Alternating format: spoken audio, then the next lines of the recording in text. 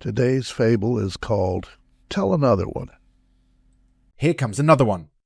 An adventurer, also the Guardian assumed, as they were in the middle of nowhere. No, anyone coming into sight must be an adventurer, because no one else had any business there, which was why the Guardian and his companion, the other Guardian, were there in the first place, each standing beside one of two massive doors blocking the entrance to a canyon known as the Defile of Lost Souls. The Guardians bore the dust of centuries. If either ever had a name other than Guardian, neither one remembered. They were living stone, each in the form of a massive warrior with stone armor and stone weapons. The one who spoke sometimes wondered if the one who created them still lived, and if not, what was the point of standing there for all those centuries? The other was content enough just to have a purpose for his existence, and didn't trouble himself with philosophical questions. "Your turn, I think," was all he said. This suited the first one just fine. Unlike his companion, he enjoyed meeting new people. Besides, what was there to break up the centuries aside from a little conversation now and then? He put on his best growly, booming voice as the newcomer approached. "State your intentions."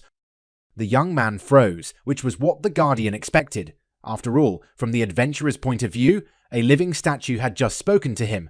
The Guardian knew, aside from himself and his companion, there weren't any other such beings to speak of, or to speak to, for that matter.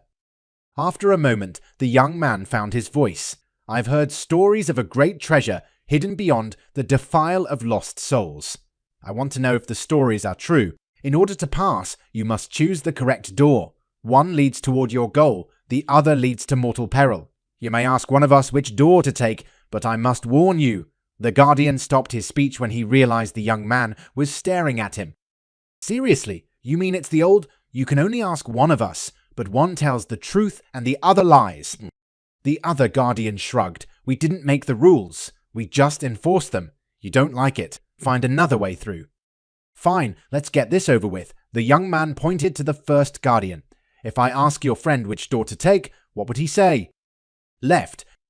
"So, the correct door is on the right. I'll see myself out." The young man grunted from the exertion, but he got the right door open. "Thanks, and goodbye." "Goodbye," said the first Guardian, jovially. It was a very solid and thick door, but they still heard the screams. "We both lie," said the second Guardian. "You'd think someone would have figured that out by now." "Pleasant fellow," said the first Guardian. "I'm going to miss him." The second Guardian just sighed. "You're such a liar.